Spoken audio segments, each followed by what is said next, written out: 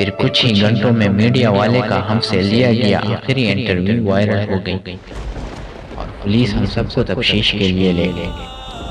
Inspector داگول وہی video بار بار دیکھ رہا تھا۔ اس کے ساتھ ایک اور صاحب بھی تھے، کوئی ماہر نفسیات تھے۔ وہ بہت غور سے ویڈیو کو دیکھ رہے تھے۔ تقریباً 1 گھنٹے سے ہم جیل میں بند تھے۔ پھر باری باری ایک نشانی سے تفتیش کرنے لگے۔ ظاہر میز کے سامنے بیٹھا داگول نے سردار سے پوچھا، میڈیا والے کے انٹرویو کے بعد تم کہاں گئے؟ سردار نے کہا، میں وہی تھا، کہیں نہیں گیا۔ اس روز کہاں گئے تھے؟ سب کچھ بتا دو۔ سردار نے کہا کہ میں کہیں نہیں گیا تھا، بس پل کے نیچے ہی تھا۔ میڈیا والے کا کسی سے جھگڑا ہوا تھا؟ سردار نے کہا نہیں۔ سردار سے میرے بارے میں بھی پوچھا جائے۔ اب میری باری تھی۔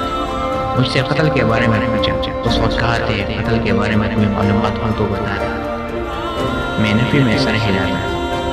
پھر سردار کے بارے میں پوچھا، آپ کا دوست ہے؟ میں نے ہاں میں سر ہلائی۔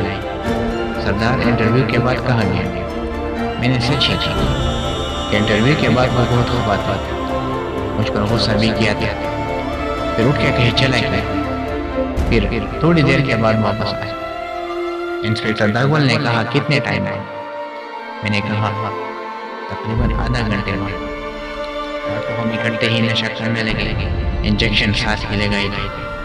صبح جب اٹھا تو وہ موجود تھا۔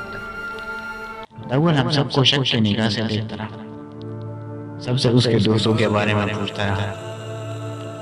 ہمارے بیان کے بعد ہمیں رہا کیا گیا اور کہا کہیں جانا مت، ہم تمہیں دوبارہ بلا سکتے ہیں۔ پولیس اسٹیشن سے نکلتے وقت میں نے انسپکٹر کو یہ کہتے ہوئے سنا کہ دونوں کی ساری ڈیٹیل مجھے کل تک چاہیے۔ شاید میرے اور سردار کی بات کر رہا تھا، کیونکہ میرے اور سردار کے بیان میں تضاد تھا۔ میں نے سردار کو بتایا کہ پولیس والے ہم پر شک کر رہے ہیں۔ میں نے پولیس والے کو ہمارے بارے میں بات کرتے ہوئے سنا۔ سردار نے کہا کرتا رہے، ہم نے کچھ کیا ہی نہیں، وہ کیا کر لیں گے؟ شک ہے ختم ہو جائے گا۔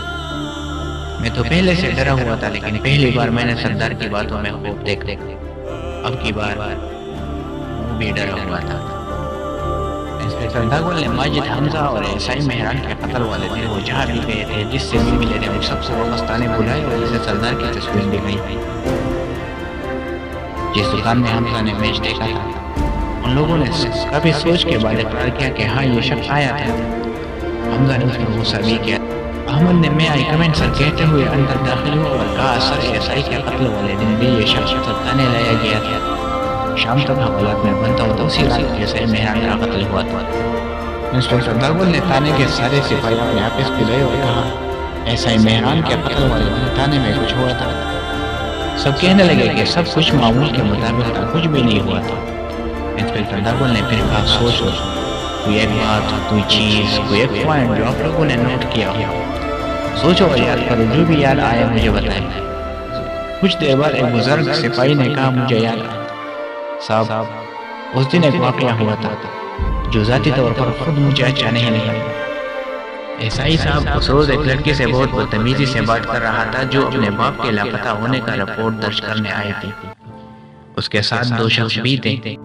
انسپکٹر کہنے لگا شاید یہی بات تھی جو نشے کو برا لگا تھا اور رات کو تانے کے باہر عیسائی کا انتظار کیا۔ جیسا ہی عیسائی باہر نکلا، نشے نے اس کا پیچھا کیا اور موقع ملتے ہی اسے مار دیا۔ انسپکٹر نے کہا قاتل نشے نہیں ہے، بس کوئی ثبوت نہ ہونے پر ہم اسے پکڑ نہیں سکتے، ہمیں ایک ٹھوس ثبوت چاہیے۔ احمد تم اس پر 24 گھنٹے نظر رکھنا اور مجھے ہر ساتھ کی خبر دیتے تھے۔ احمد نے اوکے سر کہا اور باہر جانے لگا۔ انسپکٹر نے ریحان سے کہا ریحان تم اس کا پتہ کرو، کون ہے، کہاں سے، کیا کرتا ہے، سب کچھ معلوم کرو۔ انسپکٹر داگول کورٹ سے وارنٹ گرفتاری لیتا ہے، مجھے اور سردار کو گرفتار کر کے ریمانڈ پر جیل منتقل کر دیتا ہے۔ پولیس کو مجھ پر بھی شک تھا کیونکہ ووٹ سے جو اس کے ساتھ ہوتا تھا اور پولیس کو لگ رہا تھا کہ میں نے اس کی مدد کی ہوگی۔ جیل سے ہم ایک کمرے میں لے گئے اور وہاں پر ہمارے بال کاٹے گئے، نہلائے گئے اور صاف کپڑے پہنائے گئے۔ اس کے بعد ایک کمرے میں گئے اور وہاں بیٹھ گئے۔ تھوڑی دیر بعد انسپکٹر داگول آیا اور سامنے بیٹھ گئے اور کہا ان بے گناہ لوگوں کو کیوں مارا؟ ہم نے انکار کیا میں تو رونے لگا، میں نے کچھ نہیں کیا، میں بھلا کیسے کسی کو مار سکتا ہوں؟ انسپکٹر داگول نے بلند آواز میں کہا، احمد، ریحان، اور جلد ہی 2 سپاہی اندر داخل ہوئے۔ انسپکٹر داگول نے ان سے کہا، جیسا بھی ہو اسے بات بتا کہ قتل کیوں اور کیسے کیا، اور باہر جانے۔ اس کے بعد ہمارا جو حال تھا کیسے بتاؤ، مکو، لاتو، ڈنڈوں سے وہ دونوں ہمیں مارنے لگے۔ میں چیختا رہا، میں نے کچھ نہیں کیا، میں بے قصور ہوں، لیکن ان لوگوں کے دل میں کوئی ترس نہیں آیا اتنا مارا کہ اسپتال لے جانا۔ لیکن سردار کے منہ سے میں نے ایک اف تک نہیں سنا۔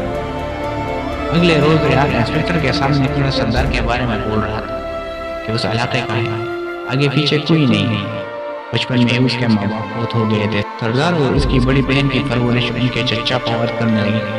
فواد کے بھی 2 بیٹے اور 1 بیٹی تھی۔ فواد سردار کو ہر وقت مارتا تھا، سردار چپ چاپ برداشت کرتا رہا۔ کچھ ماہ بعد فواد نے سردار کی بہن کی شادی بوڑھے شخص سے کی۔ سردار اس شادی سے خوش نہیں تھے، وہ اس لیے کہ لوگ سردار کو تانے دیتے تھے کہ تمہارے چاچو نے تمہاری بہن بوڑھے شخص پر فروخت کیا ہے۔ پھر سردار کے چچا کی بیماری سے مر گیا۔ اب سردار آزاد تھا اور سردار گھر سے چھوڑ کے بھاگ گیا۔ پھر اس کے چاچے اور 2 بیٹوں کا قتل کیا گیا، بیٹی رہ گئی جو اب اپنے ماموں کے ہارے رہ گئی۔ سردار 10 سال بعد واپس آیا ہوا ہے، ابھی 2 ماہ ہونے کو ہے۔ انسپکٹر داگول نے کہا، تو سردار کے آتے ہی علاقے میں قتل شروع ہوئے ہیں۔